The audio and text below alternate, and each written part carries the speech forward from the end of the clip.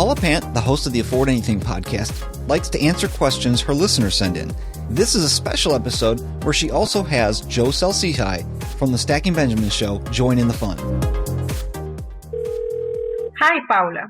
Your blog and podcast has been an eye-opening and encouraged me to take responsibility of my financial life. I love it. I am a single mom of a 5-year-old son who 3 years ago made life changes in pursuit of a more stress-free life. But with it, I have lost significant income. Right now, I am living in a tight income. I'm focusing mostly on reducing expenses, but I am still far from becoming a frugal weirdo. I have promised myself to save and invest the daycare expenses, which are going to end in September. Overall, I consider myself as financial ignorant and still don't trust my own judgment to make informed financial decisions. I know that you are a fan of Vanguard funds, but my question is, what do you think of Motif Investment? MOTIF. It sounds easy, but is it really that good? Thank you, Paula. Nancy, congratulations on number one, making a conscious decision about how you want to live your life and then acting on it. I think that's fantastic. So congratulations to you for having a more stress-free life and enjoying this time with your young son. I think that's amazing. Number two, congratulations on paying attention to your finances. You're reading financial blogs and you're listening to financial podcasts. So you've described yourself as financially ignorant. I would not say that. I mean, you may be a beginner, but the fact that you're reading blogs, listening to podcasts, calling into a podcast, that puts you ahead of the game. That puts you ahead of most people. So that's awesome. As to your specific question about Motif Investing, no, I would not go that route for you. Now, I will give the disclaimer, I myself have an account with them. I do not consider those investments to be part of my portfolio. The little bit of money that I have, or I might have even closed it down actually, but even when I had some money with them, it was not that much, and it was what I refer to as dumpster fire money. Literally money that I would otherwise just throw into a raging dumpster fire, like literally money that I am willing to burn is the money that I put into my Motif account. Dumpster fires and casino references. Yeah, that's exactly. Good. I mean, I have some money there that's just play money because I'm such a financial nerd that my idea of like playing around and having a good time is like trying out some it's like when you're on a diet, or not a diet, but you have a particular like eating plan that you stick to, and 6 days a week you eat healthy, and then 1 day a week you have cheat day where you eat and drink whatever you want. I consider my Motif account to be cheat day. Like, that is the donuts and beer of my investing strategy. There is good things about Motif. I mean, I think it's interesting, and I also think that there are straightforward core portfolios at Motif that could be the hull of the ship of your portfolio. It could be. So they do have some straightforward stuff that's not dumpster fire. They have that. However, it overly complicates something that doesn't need to be that complicated. Mm-hmm. You know, we just answered the letter about using the total stock market index. Much, much better place to start. Mm-hmm. You're buying one investment. You're buying the entire index. You're buying the entire stock market with just one thing.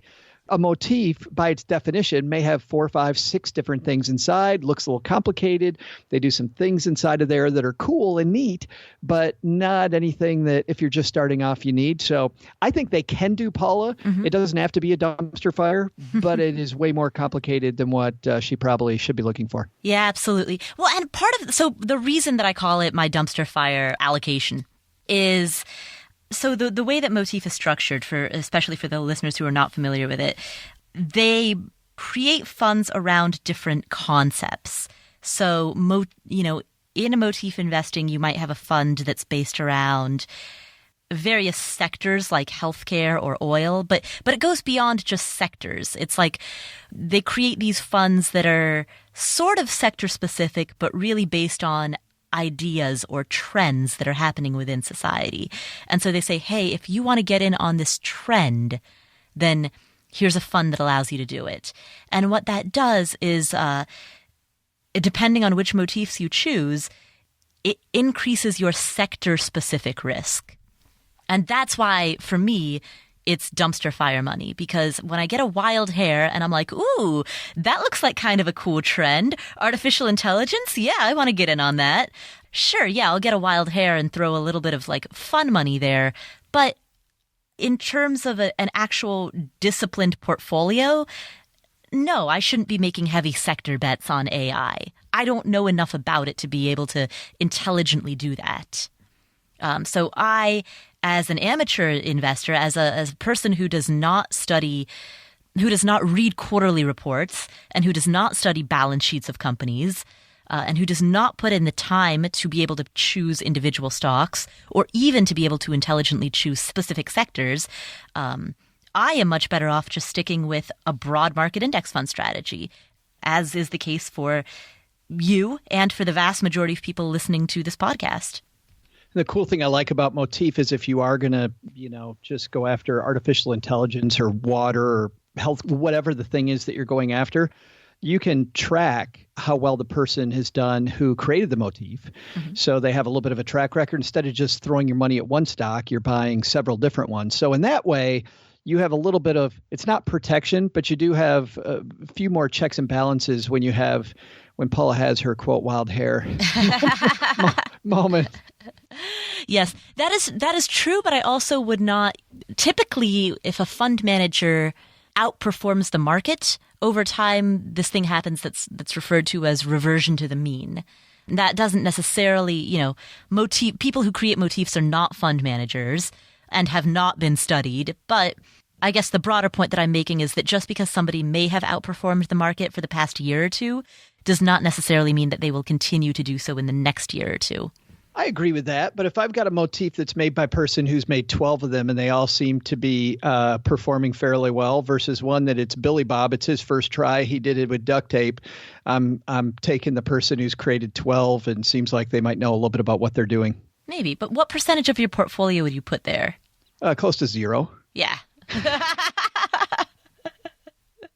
I'm just saying that if you do have that wild hair and it's dumpster fire money, it's much better dumpster fire money than saying, ooh, the person next to me at work said this was a good stock, so I'm going to do zero research and put my money into it, which is what usually happens, right? Right, exactly. Yeah, it is better than blindfolding yourself and throwing a dart at a list of stocks. It is better than that. I'm sure that Motif is going to use that as their next tagline. Motif Investing, better than blindfolding yourself. I did that, Joe, in a couple of previous years, past blog posts. I literally blindfolded myself. I threw a dart at a list of stocks and I bought I forget how many, maybe 10 or so stocks that those darts landed on, something like that. And? Did okay. Would have been better off in index funds, but it was a fun blog post to create. That's a good time. Gave me, as I sometimes say, it gave me something to do while I was waiting for the Earth to spin around the sun again. Which can be so boring. Can be so boring sitting there waiting for that. Like, oh, God, again? Hey, did you enjoy this excerpt from the Afford Anything podcast? Then be sure to subscribe to Paula's YouTube channel. Not only is every podcast episode and Ask Paula question released here on YouTube, other creative deep thought videos are created just for you. Remember, you can watch anything, just not everything. Fill your YouTube viewing time with more videos to make you think and grow so you can afford anything.